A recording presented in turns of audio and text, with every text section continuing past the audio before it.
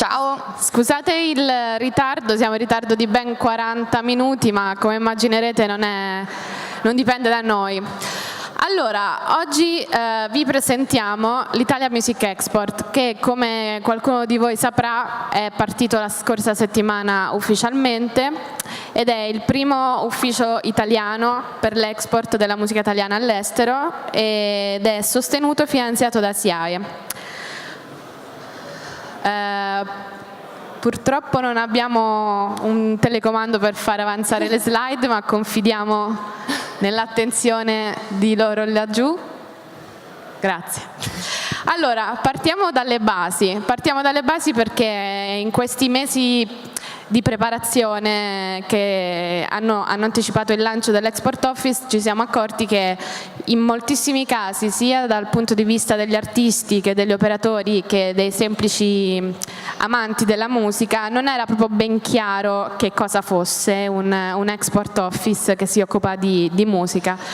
Quindi abbiamo deciso di iniziare proprio da qui. Che cos'è un Music Export Office?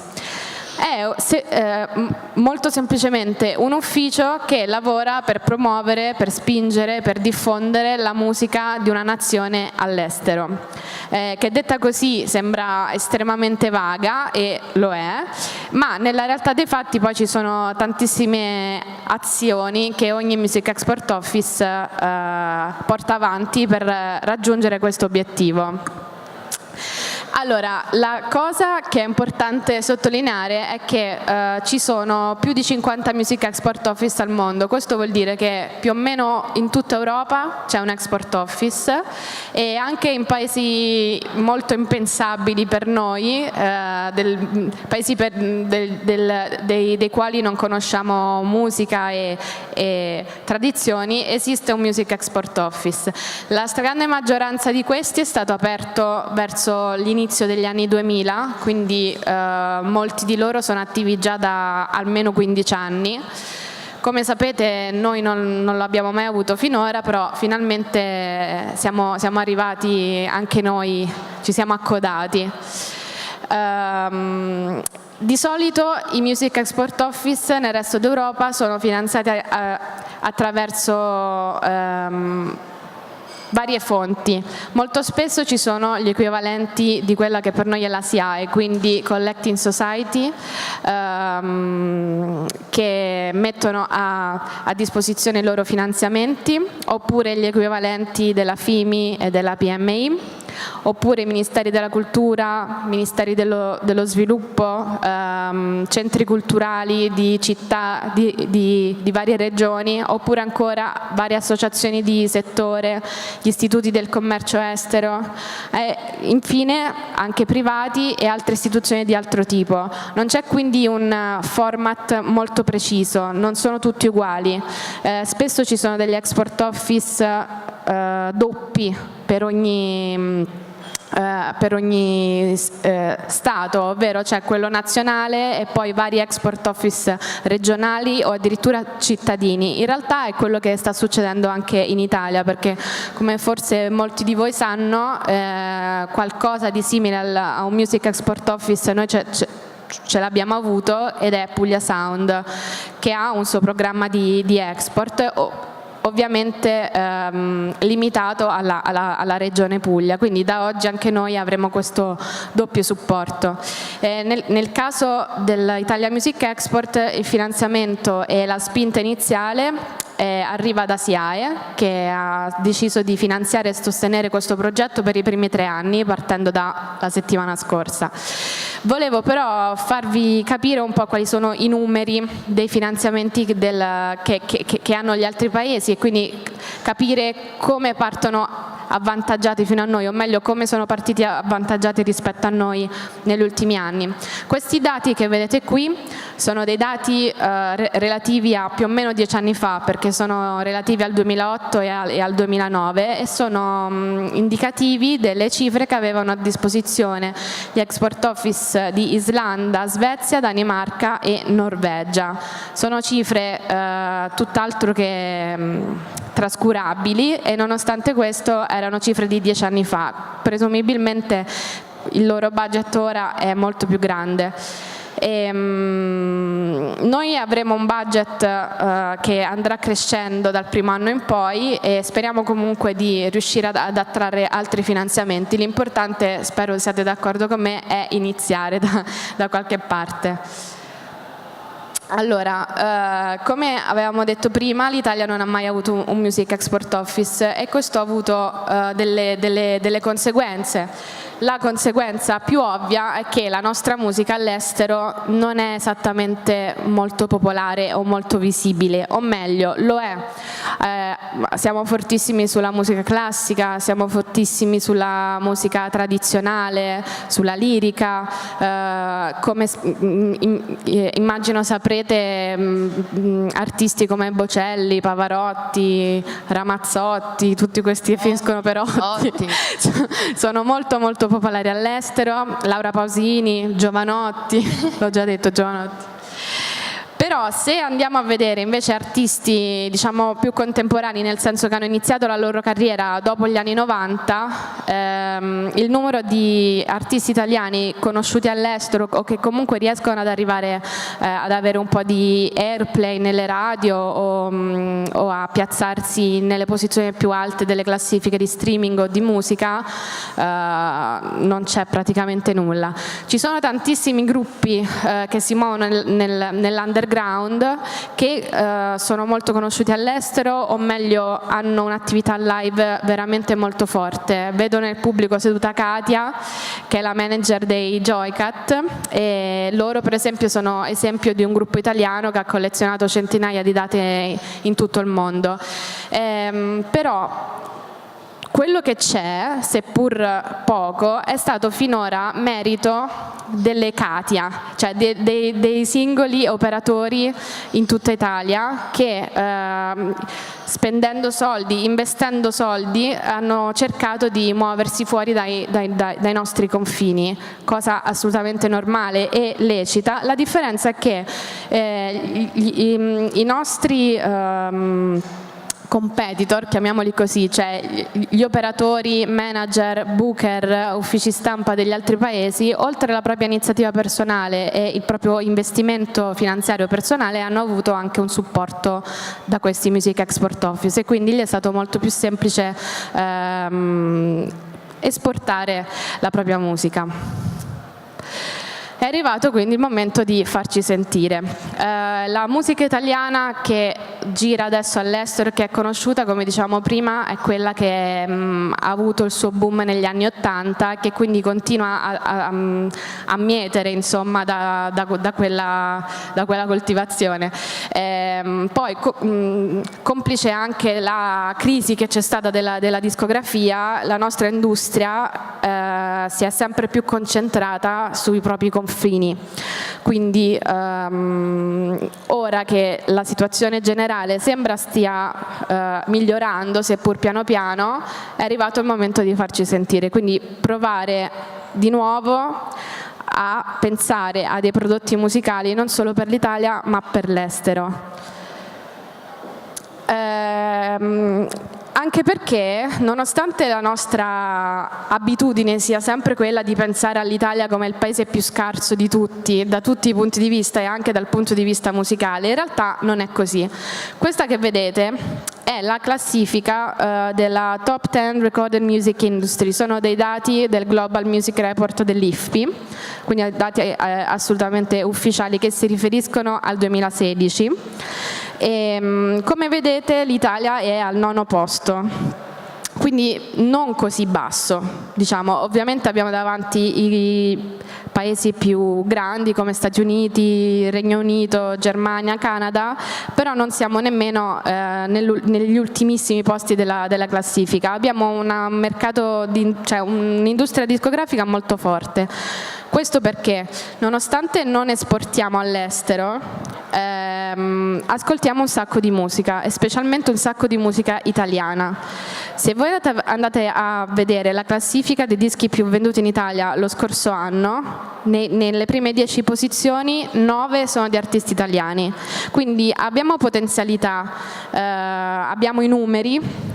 Quello che non abbiamo è la volontà e gli strumenti per andare oltre il pubblico italiano. Questo invece è la classifica per vendita di vinili, visto che è una metrica alla quale negli ultimi anni si è guardato molto, perché come sapete c'è stato il boom. E anche qui siamo nella parte bassa della classifica dei primi 10, ma comunque siamo nei primi 10, che non è un risultato trascurabile. Quindi, come dicevo prima, andiamo alla prossima slide, il nostro problema è che la nostra industria musicale è poco aperta all'export, nel senso che quando un discografico o un artista stesso, un ufficio stampa, insomma tutta la catena di professionisti che lavorano con la musica pensano a un disco, a un prodotto musicale, lo pensano prima ancora di produrlo solo per l'Italia. Cioè non si immagina minimamente che quel disco, quelle canzoni possano avere spazio fuori dai nostri confini. Se ci pensate è una cosa strana, è una cosa molto limitante, o almeno lo è nel 2017. E questo quindi è un problema proprio di impostazione. Non possiamo dare tutte le colpe a chi ha delle etichette discografiche o chi comunque lavora con la musica, perché per esportare la musica all'estero prima di tutto ci vogliono dei soldi, ci vogliono dei grossi investimenti, quindi non ci nasconderemo dietro un dito da questo punto di vista. Però è anche vero che come Formamentis finora siamo stati molto concentrati sul nostro mercato. E una realtà come l'Italia Music Export serve proprio a fare questo switch tra le due mentalità, quindi da un'industria musicale italiana che pensa solo all'Italia, nasce in Italia, produce in Italia, cresce in Italia e finisce in Italia, ad un'industria musicale italiana che riesca a guardare oltre il confine. Quando parliamo di guardare oltre il confine non sto pensando subito agli Stati Uniti, alla Cina, al Giappone, al Sud America, per quanto sono degli obiettivi assolutamente raggiungibili, ma se ci pensate anche i paesi che confinano con noi, Austria, Svizzera, Francia, non sarebbe così difficile allungarsi dopo Milano, dopo Torino, andare a suonare almeno nei paesi confinanti, eppure è una cosa che normalmente non viene fatta, senza parlare poi della Germania, della Spagna, che sono paesi con i quali ovviamente condividiamo una storia, una cultura europea, latina. Anche se per molti l'ostacolo della lingua sia in Italia che all'estero non è, cioè, nel senso, vengono molto frenati da questa cosa. In Italia, come sappiamo, per avere successo bisogna cantare in italiano, 9 volte su 10 questo è il caso, e questo diventa automaticamente un handicap quando si va all'estero. Questa narrativa non voglio dire che è falsa, perché è assolutamente vera. D'altronde pensiamo, se noi saremmo disposti ad ascoltarci musica in polacco, in bulgaro o in tedesco, probabilmente no. Però è anche vero che l'italiano è un tipo di lingua che, come il francese, come lo spagnolo, è comunque conosciuto in tutto il mondo per una serie di motivi culinari, artistici, culturali, per cui anche questa scusa della lingua potrebbe a volte essere solo una scusa. Quindi con la nascita stessa dell'Italia Music Export credo che sia stato dato un segnale molto importante e credo sia anche un sintomo del fatto che la nostra industria, dopo 20-25 anni di indifferenza, diciamo, verso il marketing fuori dal nostro paese, abbia un po' di interesse, ma soprattutto abbia gli strumenti per poter passare a questa nuova mentalità più internazionale o quantomeno europea. Quindi adesso passo la parola a Chiara, che vi spiegherà che cosa facciamo e soprattutto che cosa possiamo fare per gli operatori della musica italiana. Esatto, spieghiamo in concreto quali saranno le nostre attività principali. Vai con la prossima slide. Ok. Queste saranno le nostre attività principali, cioè promozione, boost economico, che si intendono finanziamenti e supporto economico, aiuto e formazione sia per gli operatori del settore musicale sia per gli artisti. Ok, per promozione, la nostra promozione la faremo attraverso il nostro sito ufficiale, che vi invito a visitare, che è così formato. È un sito interamente in inglese, in cui abbiamo una parte che si può considerare un magazine, in cui pubblichiamo sia articoli usciti su testate straniere di artisti italiani, sia creiamo contenuti originali in inglese sugli artisti italiani.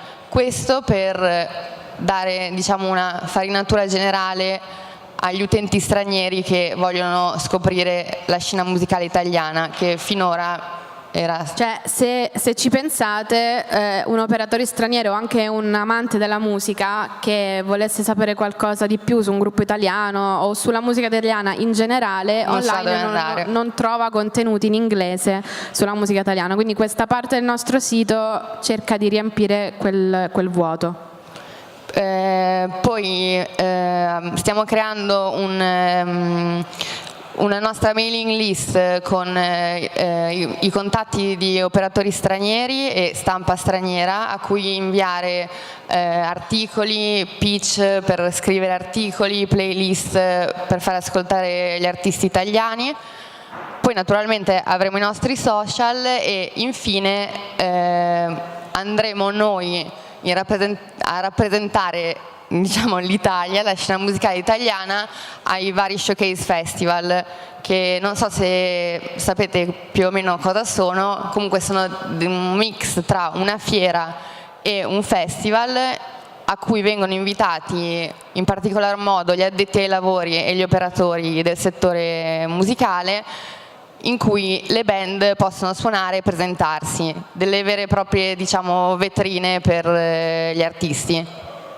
E noi ci saremo per promuovere i nostri artisti. Ok,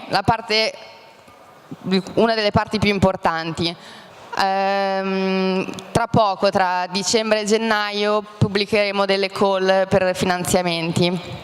Questi finanziamenti andranno a supportare in parte le attività di esportazione, cioè se un artista intende fare un tour all'estero può chiederci un aiuto economico, se vuole promuovere sia il tour che il disco che un singolo all'estero può chiederci un aiuto. Così anche questo per gli artisti, mentre per gli operatori faremo anche lì una call per i loro viaggi di lavoro, cioè qualcuno vuole andare a questi showcase festival per incontrare i suoi colleghi stranieri e fare dei deal, insomma. Esatto. Sappiamo che per lavorare con l'estero è necessario recarsi all'estero e per molti imprenditori italiani finora questo è stato un problema, perché si tratta di investimenti dei quali non si sa bene quale potrebbe essere il ritorno, e quindi per molti diciamo che molti invece di rischiare soldi hanno preferito evitare proprio di intraprendere queste avventure. Quindi con il nostro supporto su rimborsi spese per i viaggi speriamo che siano un po' incentivare. Sì, vadano tutti un po' più a cuor leggero a fare business all'estero. L'ultimo punto sì, era riguardo gli showcase festival. Torniamo un attimo alla slide. Ok. Gli showcase festival, come diceva Chiara, ogni anno gli artisti italiani fanno richiesta per suonare a questi showcase festival intorno al mondo, giusto? Giusto, infatti molti degli operatori italiani non sanno che per far partecipare le proprie band a questi showcase festival vengono pubblicati delle call aperte a tutti, in cui basta iscrivere la band, proporre il progetto e poi bisogna rispettare delle scadenze e poi vengono selezionate queste band che suoneranno agli showcase. Esatto, e quindi per le band che verranno selezionate a questi showcase sono previsti dei supporti. Qui si tratta di supporti automatici, nel senso non ci sarà una commissione che decide chi può andare e chi non può andare. Se si viene selezionati dallo Showcase Festival si ha diritto ad un supporto, quindi anche da questo punto di vista una volta gli altri artisti francesi, inglesi, svedesi erano estremamente più avvantaggiati di noi perché non dovevano sborsare direttamente loro i soldi per albergo, volo e tutto il resto, e adesso finalmente anche gli artisti italiani avranno diritto a questo tipo di supporto. E punto finale delle nostre attività è supporto e formazione, che per supporto e informazione intendiamo che organizzeremo in tutta Italia degli workshop gratuiti per gli operatori e gli artisti, in cui si parlerà e verranno, diciamo, insegnate le basi e l'ABC dell'export musicale. Verranno invitati dei professionisti, sia italiani che stranieri, per appunto informare gli operatori sull'export. Ovviamente non basta infatti dare soldi per aspettarsi che gli operatori riescano a esportare i loro prodotti musicali. Molto spesso quello di cui c'è bisogno è veramente una base di informazione pura, cioè da dove si comincia se voglio far suonare la mia band in Germania, oppure se voglio distribuire il disco in Sud America, che cosa devo fare? Se voglio avere un po' di copertura stampa inglese per il nuovo singolo del mio artista, che cosa è meglio fare? Insomma, in questi workshop cercheremo di rispondere a queste domande e a moltissime altre, partendo proprio dalle basi totali. Oltre agli workshop, il nostro ufficio funzionerà proprio come uno sportello informazioni e faremo consulenza.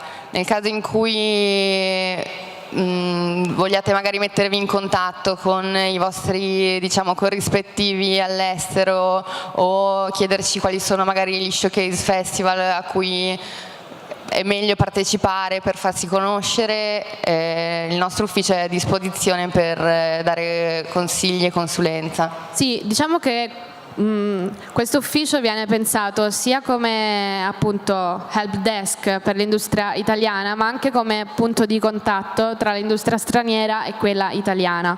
Per esempio già qui al Line Check Festival moltissimi, cioè non moltissimi, però insomma una discreta quantità di professionisti stranieri ci ha contattato per chiederci di metterli in contatto con i professionisti italiani, e quindi abbiamo organizzato questi meeting che spero siano stati utili.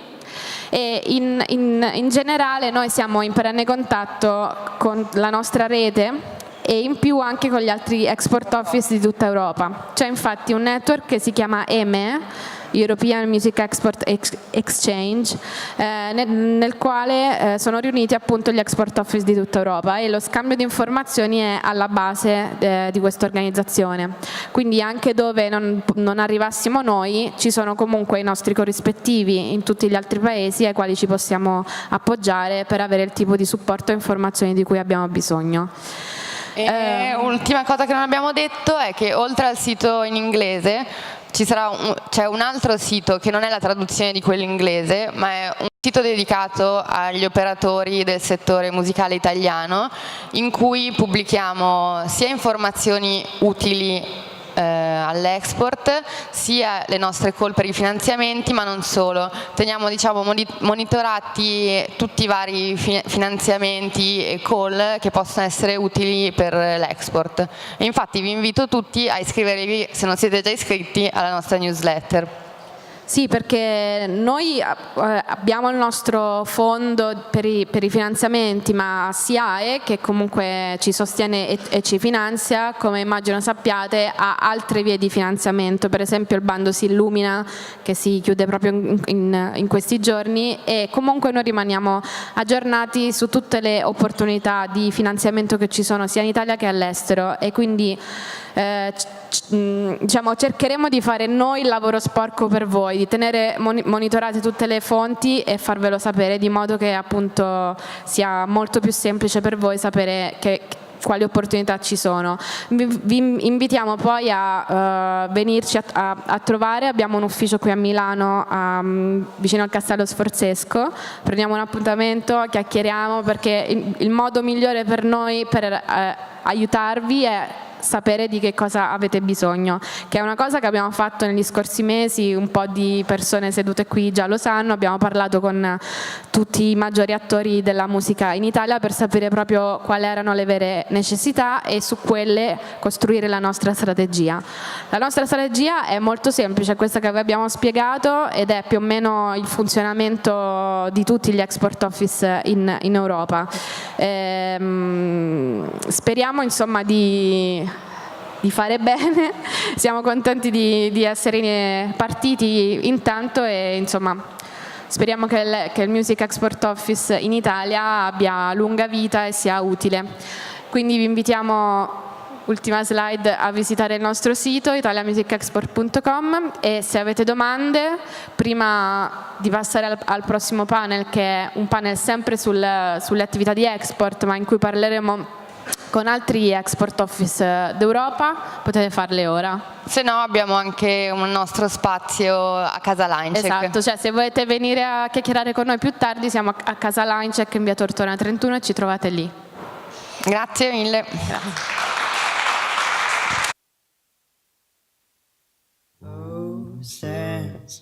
Yeah.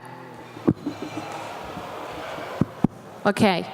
Come vi dicevo, adesso parte subito un altro panel, sempre sulle attività di export. Sarà un panel in inglese, dove ci saranno altri export office, tipo l'export office svizzero, austriaco, e due grandi festival che sono l'EUROSONIC e la Canadian Music Week.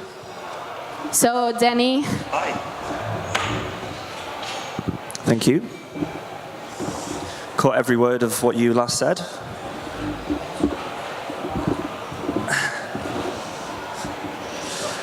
Hello, everybody. So we're here to talk about music export and the kind of the structuring, the opportunities, the responsibilities, and discuss kind of best case studies, best practice. Talk about some of the existing operations that are operating in Europe and in North America. And yeah, so I guess we should do I'm conscious of time, so I guess we should do a very quick introduction of everybody. If we pass the mic around. Hello, everybody. Thanks for coming. Stop taking selfies over there, Brian. Please. Hello, everybody. My name is Jean ZUBER from Swiss Music Export. We have two offices, one in Zurich and one in the French part of Switzerland. I'm in Zurich. You know who I am. I've been talking for 30 minutes now, so I will pass the mic. Hello, my name is FRANZ HERGOVICH. I'm from Austria and I'm running Austrian Music Export, which is a common initiative of two companies, the Austrian Music Information Center, which I work for, and the Austrian Music Fund. Hello everyone, my name is Robert MEIJERINK. I'm booker of EUROSONIC Noorderslag. EUROSONIC Noorderslag is a European showcase festival focused on European music, and there's a conference as well. Hi there, my name is Brian Heatherman. I run a record label and an artist management company in Canada, but I also am the international rep for Canadian Music Week. So, everybody understands the concept of an export office, right? You know broadly what it represents and what it should be doing, so we don't have to get into that. I think what I'd like to do is to kind of involve the panelists in a discussion around the certain responsibilities and the structure of an export initiative, which hopefully will help guide the recent establishment of the Italian Export Office and provide some kind of broader context. And I think the work that I'm involved in is around a lot of different initiatives, but I've been working in music export for a while now, and it is a big family, it's a big network. So firstly, I'd like to welcome you guys in and kind of be offer the support of the collective in a lot of ways. So yeah, I mean, I think, Franz, you mentioned that, you know, your initiative, it's all about the information, and it's about being an advisory, a kind of a first port of call, so to speak, for any artists who may want to expand their business beyond their home territory. So what does that mean for you? Like, what is the information center responsible for when educating artists, maybe younger artists who are seeing social media stats in other countries and they want to explore that further? So we offer this not only for artists but also for music professionals, and this is for me the groundwork you have to do. This is the basis, because if I have talented artists but they have no clue and they don't have managers, agencies, labels who know about the business, I don't have to send them to a showcase festival like Eurosonic. It will not help them. It's a nice holiday trip. So this is the groundwork, and we offer all aspects of becoming a music professional. So starting with what is a collecting society, and we go deeper and deeper, and even the bands that are well known, they still use our services. Like we offer also legal support. We check contracts with them.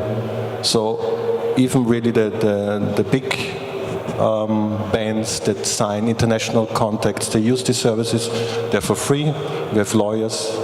And our idea, we want them to become, so we don't tell them you should sign this or not, but they at least should understand what it's all about. Absolutely. So effectively, you help advise the artist to become kind of export ready. Yes. Correct. So, I mean, I think even that extends not only to be export ready, but also to kind of take note of some of the things that you should consider as a young artist, even domestically.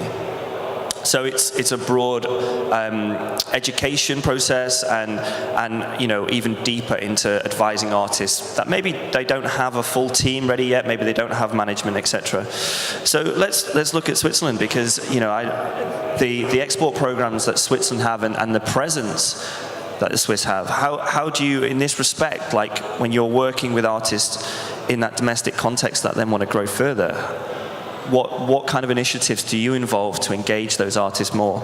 We've had some legal counselling and some advisory stuff for the certain programs that you have seen success in. I have to say, every export office has his own history, which can be really different.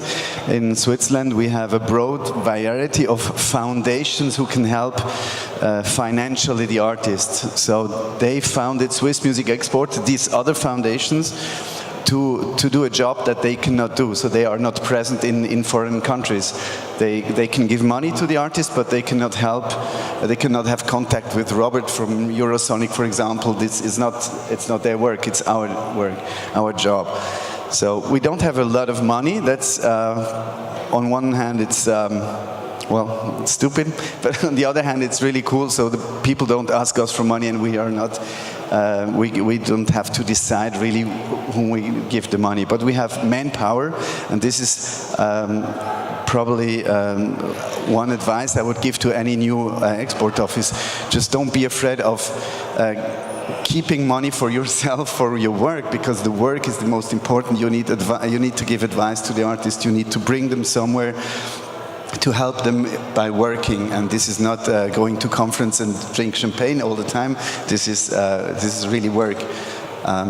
So what we do, we go to, we have platforms outside of Switzerland. We go to these showcase festivals, Eurosonic, Reeperbahn Festival in Hamburg, Great Escape in Brighton, and there's like 10 of them we do actively work on, and we have some platforms in Switzerland because we decided that with the small amount of money we have, that's how we can help the most, the biggest number of artists or managements or companies at the same time. So if we open a platform in Hamburg at the Reeperbahn Festival, people can meet themselves, and they don't really, we just open the door for them. That's how, it's very effective. We spend quite energy and some of our money in that platforms. This is very useful for us.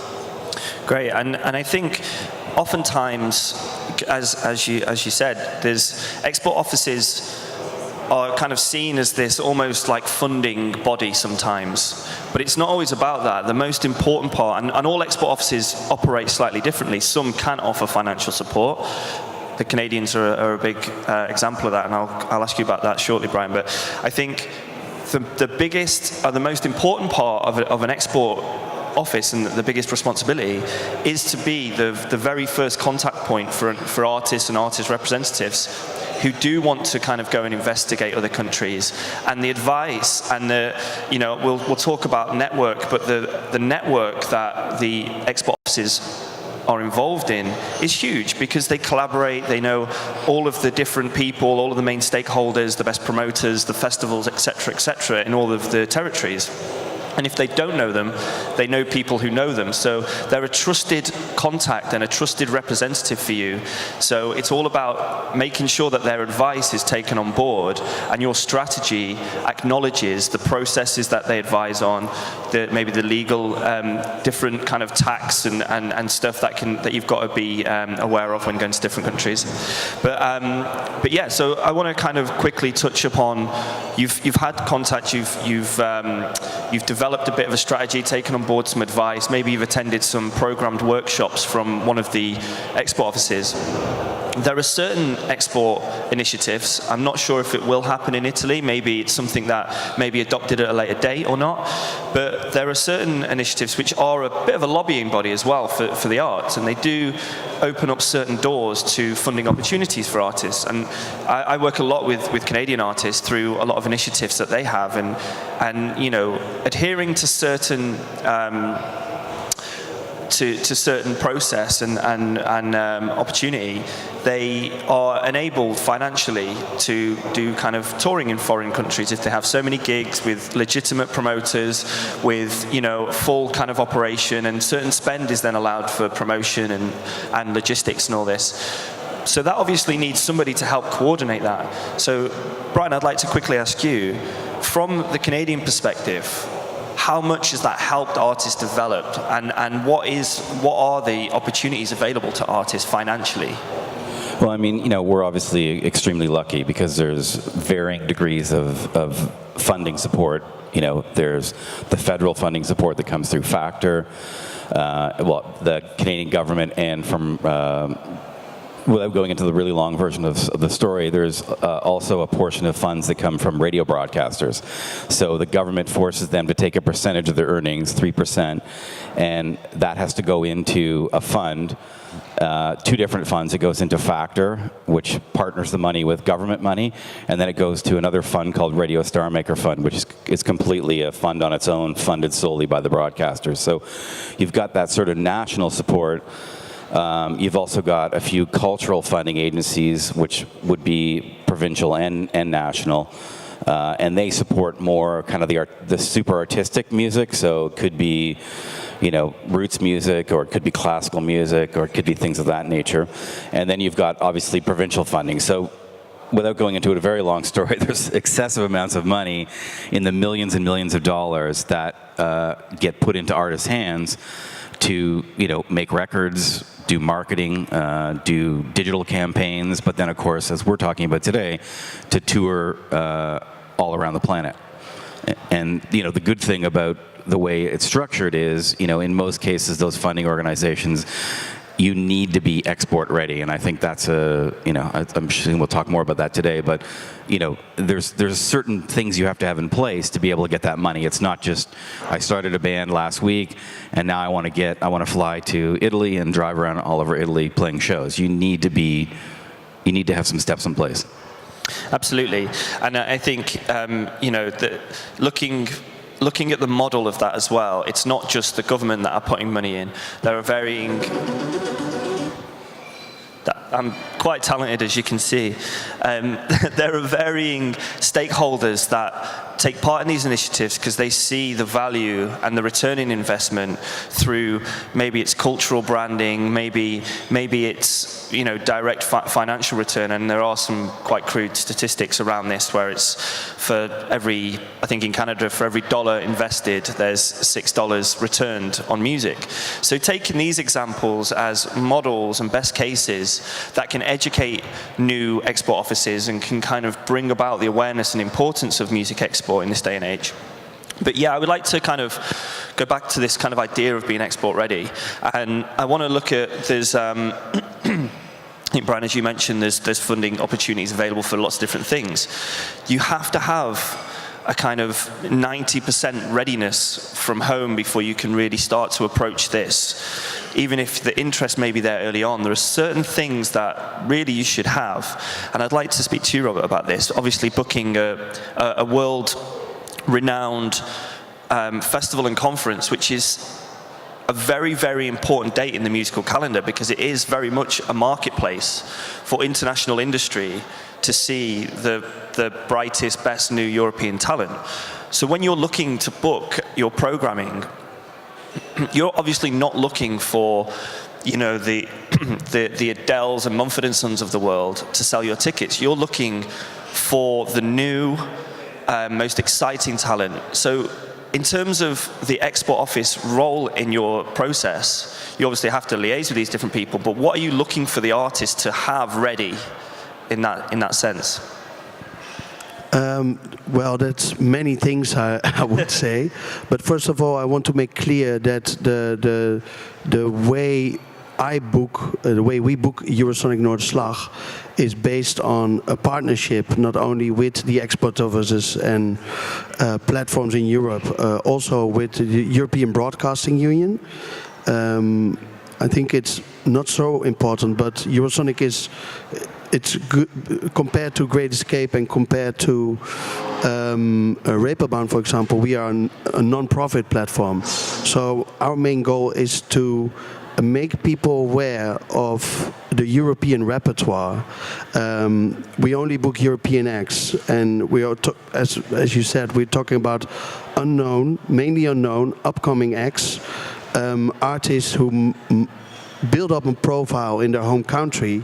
Some of them even didn't, but there is a story going on, and not everyone is aware in that country that they might have signed a deal either in their home country or abroad. But for me as a booker and for us as a platform, it's very important to welcome these artists who are in the position to tour. And if you have a closer look into it, for me as a book, it's very important that not only the live show is good and ready, but also, of course, that there's something going on in terms of releases, an upcoming album release, a single, a video. You can mention it. I think it's all part of the bigger story, which makes an artist export ready or not. Absolutely, and I mean, there's a big kind of focus on an artist team and the representatives, and I'm not fully up to date on the roles that exist in Italy from that sense. So, I don't know if you want to kind of just quickly go into what an artist team could look like, so that you as an export office can help advise them to grow that team internationally. Yeah, most of the times artists in Italy are not export ready. So that's one of our focus points for next year. I mean, the educational part, it's very important to us. What happens in Italy is that bands or artists that want to play abroad, they could find some concerts, maybe in Berlin or London or Paris. But the thing is, only Italian people living abroad will go to those concerts.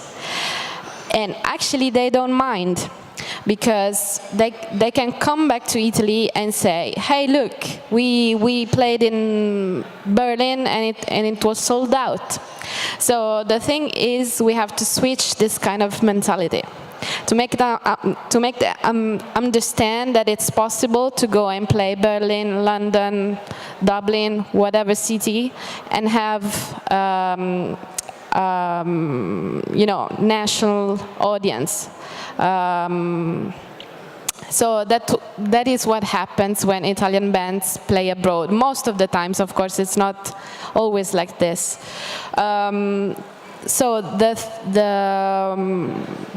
the most probable thing that happens around their team is that there is a booking agent or a manager, and sometimes it's the same person. So they may be followed by one, maximum 2 people. So there is not a whole team following an artist. Sometimes it's enough, and sometimes it's not. Yeah, everything just starts from education. So if the booking agent is really export ready, him or herself, she or he will do a great job. And sometimes the artist is surrounded by 3, 4, 5 people, but it's useless. So I know they sometimes spend a lot of money going to Eurosonic or to South by Southwest, but then they just go there, play the show, and come back, and nothing happens. No record deal, no distribution deals, no festival spots. So, yeah. So I just wanted to add, I didn't want to change topics here just quickly since we were talking. I'm not sure how unique Canada is in this case, but particularly in Ontario, which is the largest province in Canada, there is a massive, massive Italian population. And there's an Italian television station, there's multiple Italian radio stations.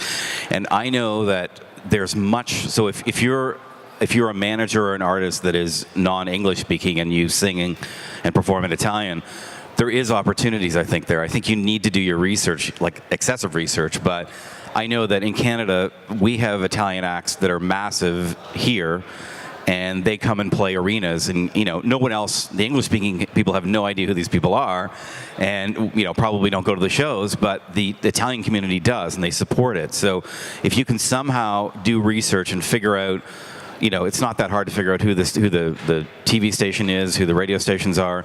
They will support you, and you know, I'm sure even the embassy in based, I think it's in Toronto or it's in Ottawa. They would probably, at least if not financially, give you some support for a reception or something. At the very least, probably point in the right direction. So I just wanted to mention that. Yeah, no, that's great, and I think, you know, again, kind of relating all of this into the role of the export office. You know, it's Franz, you touched upon this at the beginning. It's not necessarily just an advisory for the artist, and it's not just about the artist. There is a specific focus and responsibility to kind of bring the global awareness of the representatives on the business side, so that they can engage further, so that they know where these opportunities are abroad and how they can approach it and how they can advise their artists. And I don't know if there are many, you know, artist managers or agents here or artists or whatever, but I'd like to kind of draw upon some of maybe the more kind of education programs or initiatives that you've done to help these artists become export ready, so that they can work with you to open their opportunities more broadly. So I think one aspect is also that we have good partner festivals in our own country. So we closely work, for instance, with Waves Vienna. We organized a conference together with them. So as a first step, they can prove themselves in their own town, in front of international delegates, and I think this is important to learn something before you go to international festivals. We also have a festival called Popfest Wien. It's a 4-day festival only with Austrian artists, and then we try to invite internationals to look at this. There's also a conference we organized there. So this is the first step. And then we, on the one hand, we go to a lot of these showcase festivals mentioned. We also have travel support sometimes for the professionals, not only for the artists, because for me it's important that the professionals, they should be there before they go there with a band. So I think before you, if you go for the first time in your life to Eurosonic or even South by Southwest and you've never been there before, and then you go with your band, it's too much. I mean, you're completely confused. There's so much going on. So you maybe should go there once or twice without band, and then you're ready to help an artist there. No, I absolutely agree. And I think as part of the export-ready idea, that it falls more in tune with the representative, so that they have the, the awareness, they have the capabilities, they have some network, they just have an understanding of the whole thing. But I think what I'd like to focus on here from what you just said is, we're talking about export, yet one of your main drivers in the export-ready process is import. So not only are you kind of facilitating, well, I mean, you're bringing in international delegates as part of a conference program, as this festival does. But also, Waves Vienna books international artists to perform as well. But it's still a hub for the industry. It's still an opportunity to showcase. Yeah. How important is the import in this whole conversation? So ideally, it's an exchange. If it's also important for me to have local partners where I can offer something to the international partners, If all the export offices just try to sell their stuff and have nothing to offer, it will not work, No, absolutely. I'm involved a lot, as I mentioned, with Canada, and every year at the Great Escape or at Reeperbahn, we always have programs, trade missions, where we take the delegation, the business end, to maybe a different city than where the festival is. And we create a program of very focused, B2B initiatives. So, it falls into the education, kind of understanding and development part of this role. And effectively, we see every year that even the experienced managers and booking agents, labels, sign up for these initiatives because they're meeting new people, they're learning new things. We have to remember that music as an industry and music in its own right is an ever-evolving, changing landscape. So what we know today will be different than what we need to know next week. So I think it's making it more important that the role of an export office, an export officer, has to be part of this communication and this trend so that they can understand what these things need to be. They need to be speaking to the broader communities and bringing in delegates, putting on talks like this and information programs is a huge importance. So on this note, with this, while we're sticking around this idea of exchange, showcase festivals and showcase events are the kind of the biggest kind of first opportunity, I'd say, for a lot of artists. And we've mentioned South by Southwest, obviously.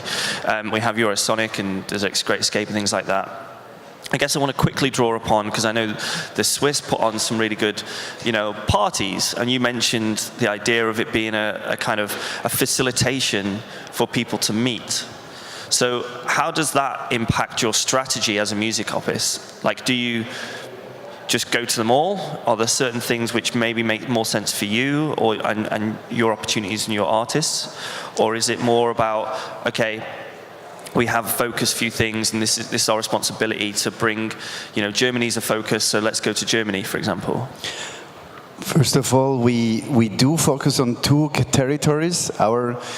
We are not a too big team, we're a small team, we have a small amount of money, so we focus on the German-speaking market in Europe and on the French-speaking market in Europe, that's it. We don't do UK, just some exception at the Great Escape. We don't do Scandinavia, we don't do Japan, Asia, US.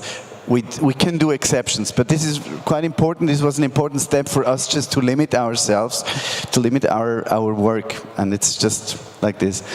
And what you said about the showcase festivals, we try to follow the market. We try to follow the bands and their managements. If everyone goes to Hamburg, we obviously need to be in Hamburg at the Reeperbahn Festival. But I also tell them that the artists, they all want to play at Eurosonic because they see other bands play there, other Swiss bands, and they think, okay, we can do it as well. But they don't realize this is the Champions League final when you play at Eurosonic. This is the best you can achieve in the year, maybe one of the best. It's not so easy to get there. You have to be the best Swiss new artist to go to Eurosonic, and we will support them. But what is more important for me is to bring the whole Swiss delegation. We have more than 100 Swiss delegates going to Hamburg to the Reeperbahn Festival, and we have maybe between 6 and, well, we had 14 bands last year, but usually we have like 6 or 8 bands.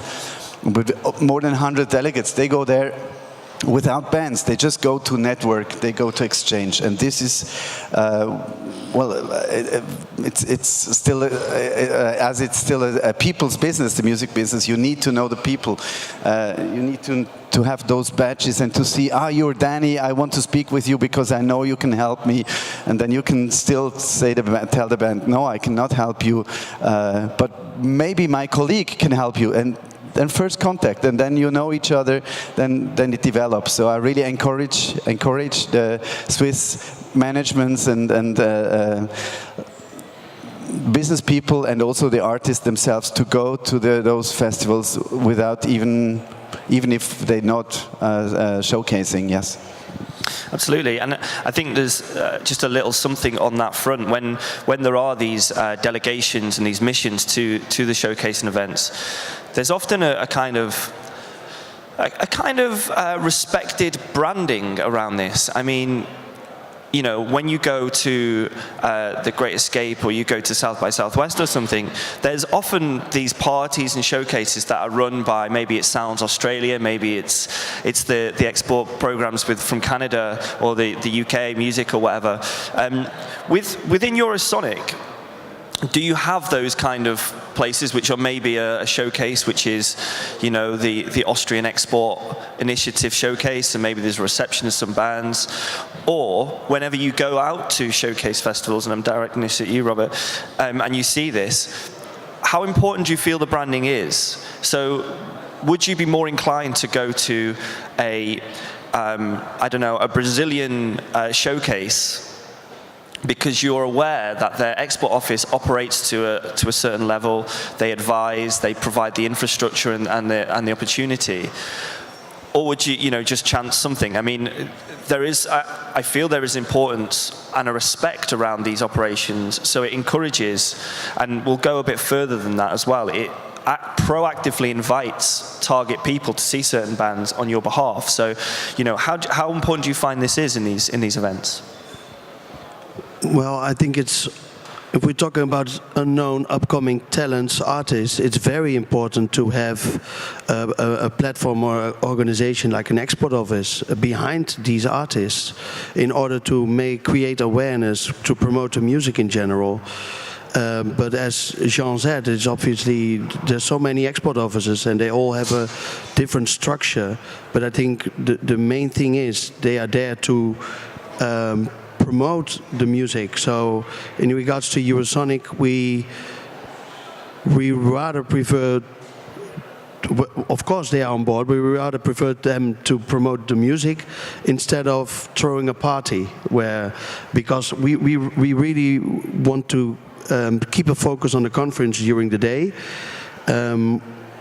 We are very different than South by Southwest or the other showcase festival mentioned. So we rather prefer to stick to the plan and to have a focus on the conference during the day, start with live music from 5 o'clock in the afternoon when the conference is done.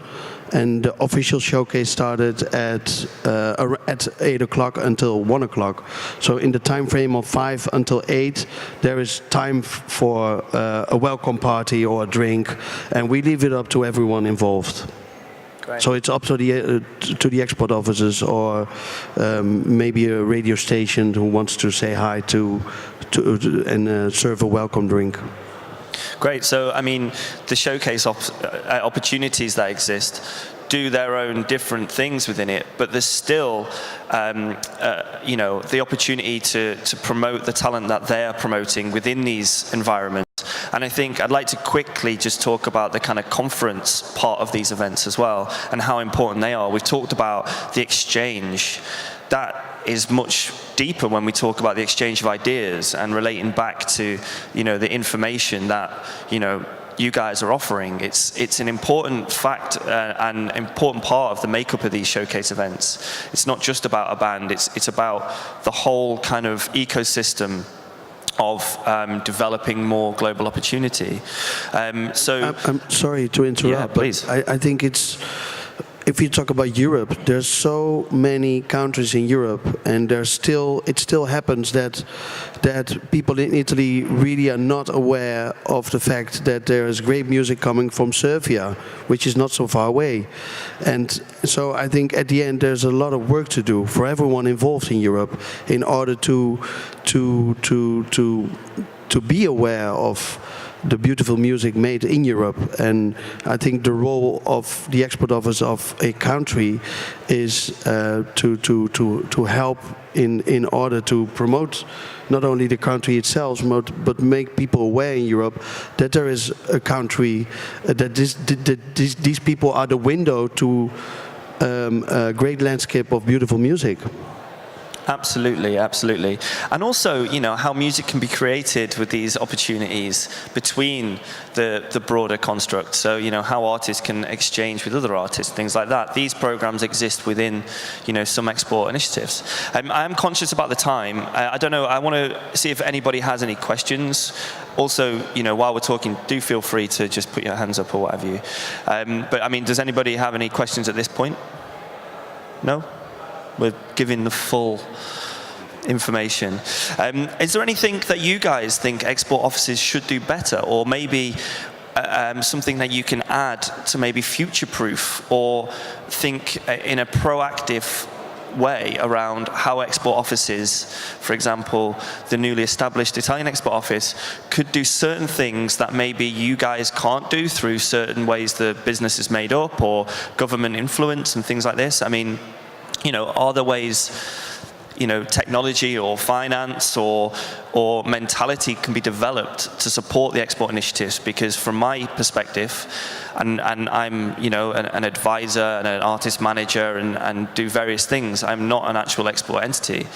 I see this as being the future. I mean, the traditional music industry sense, which plows money into domestic establishment and becoming big and then traveling, is kind of backward these days. So, Brian, I don't know if you have anything to add to this. Well, I just think, you know, you alluded to the fact that, you know, very often the Canadian entities, and that could be SEMA, it could be Canadian Music Week, it could be a number of the, create these B2B opportunities. And I think more of those are probably better, you know, to be able to actually, I mean, the parties are great because I've met tons of people over the years at parties through my friend Bob introduces me to Tom, and now I've got a connection with Tom, et cetera, right? We know these things happen, but the more formal process of sitting down with someone, even if it's like a 5-minute speed dating thing where you can meet 20 people in a room within an hour and have many more contacts. And of course, you know, I think also seeing more sort of cooperation, not to say that they're not cooperating now, but more cooperation from the various export offices and music offices. So creating individualized things, whether it's like expanding on the focus, country focus at events. So, you know, I know Canadian Music Week every year has at least 1 or 2 countries that we focus on, and large delegations come, and B2B sessions are set up through that. And even just smaller cooperation, even if it's not around specific events, but doing a cultural exchange between music offices, I think is something that's definitely underutilized, you know, across the board. Absolutely. And you kind of touched upon the kind of contacts and stuff there, and I think, you know, relationship is a very, very important thing in this industry on a whole, and an export office duty is to have great relationships, and that only comes with, you know, demanding respect through having considered work and providing the best opportunities and the best education. Otherwise, that respect and those relationships can wane when these relationships are tried in various ways. So, you know, an emphasis and maybe a more kind of formal understanding around how to maintain relationships, how to grow relationships, because you can meet 100 people, but you may, you know, you may not have the backup to what you're talking, so then these relationships may just find you a bit of a fraud in that sense. Well, I think the important thing about relationships too is, I mean, very often people go to events and they're like, I need to find a booking agent, or I need to, you know, which is fine. You need to do that, obviously. But I think it's important to put a value on relationships, period. And that is, you're going to meet people that you won't do business with for maybe 5 to 10 years. And you are going to meet people that you may never do business with, but they might be able to help you introduce you to somebody who can do business. And I think you've got to consider a wide breadth of what relationships are within the music industry. You've got to, you know, I've met hundreds, possibly thousands of people over the last 25 plus years. And, you know, eventually, usually someone is able to help you, even if it's 15 years later, you know. It's just really good to value those relationships and put that a priority over necessarily just, I got to find this guy, you know. Absolutely, and that, you know, that fits into that kind of export readiness. It's a mentality that it's not going to happen overnight, and just because you meet someone and have a great conversation and you think your artist is in tune with their way of thinking and their time, just pitching something straight off the bat without a broader context and understanding is probably not going to evolve that relationship very far. So it's about patience, it's about doing what's right. And we said this earlier, you can never do enough research. You can never understand the person that you're talking to enough. And when pitching and communicating to these people, you know, it's about kind of making sure that you're doing it in an educated manner. It's about speaking to what they've done in the past and how that relates to what you can offer them, so that you know that you're not just pitching a metal band to a folk booker, or, you know, it's as simple as that in a lot of ways. But that's where the export office can also raise that kind of understanding and can lobby on your behalf, because they can be the person who can consult and can say in a very, you know, maybe less emotional way than an artist representative or an artist in their own sense, how to communicate that, when to communicate it, what ways. Does anybody have anything more to add to this kind of mentality, maybe future-proofing idea? I'd just like to add, you have to make choices. You don't have money and time to do everything. So networking, for sure, it's very important. Having a broad network and knowing every business people on earth is important, but not for the export officer. It's not important that I know all the people, but I have to give the knowledge to my people how they can have their network. And then you have to make your choices. And I have a plan of, I'd say 20 things I would add to our program, but it's just not possible. Some export offices do these songwriting camps. I love that idea to have songwriters of my country going to perform with or to write with other people. There's a lot of things I cannot do because we're too small. But still, it's a choice. Like the territories you have to work on. You cannot have a network all over the world. It's not possible. Just limit yourself. And one other advice, it's really technical, but just do reports, because I've seen export offices popping up and going down again because they didn't prove to the people that they did a proper job. So at the end of the year, you have to say, we helped this band, we helped this band. You need examples how you worked, and then you will be the queen. So that's really important. Very important, and that idea of reporting success, however intangible or tangible that may be, is something which does help validate the initiatives and the programs, and maybe if there are financial opportunities there, it's important to track that stuff and to build that in. And I think lastly, in case there are any questions, I wanted to quickly state that the role of an export office cannot be seen as having, in my mind, cannot be seen as having a set agenda around a handful or roster of artists. It should be a kind of impartial body that can represent the depth and breadth of the Italian music and whatever country it represents.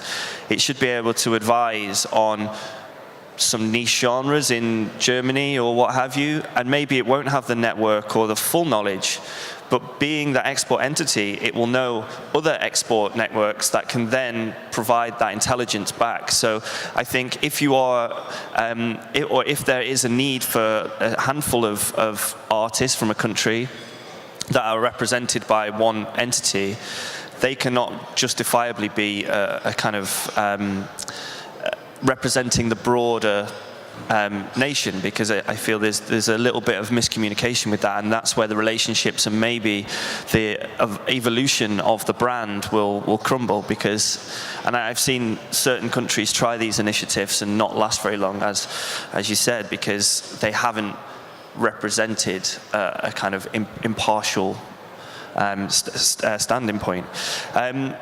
So it's quite a lot to take in, and what it means to be an export office. I think fundamentally we all agree, and unless you have any other questions or anything, it is a very integral part in the contemporary music business, because it is, you know, a point of education. It is an advisory. It provides context on new markets. It provides education on how you should set up your business and how you should approach new business. It's potentially a way of accessing funding to make these opportunities work out for you. It can be a valid kind of network builder and context builder moving forward, and just a general first port of call for any artist wanting to develop their business. So on that note, I want to thank my illustrious panel, and thank you for your time and your intelligence. And I believe they may be sticking around, so if there's any further questions, or if you want to maybe make a new relationship, then these are some key people to do it with. But I do believe that, you know, as a country and as a community of creatives, you should galvanize behind your export office, and you should really kind of offer support and offer resources, because in these early days it's very crucial to cultivate cooperation and transparency, so you can grow for the better good of your artistic communities. And the best ones, I think, are in tune with what happens. So thank you very much for your patience, and yeah, have a good day.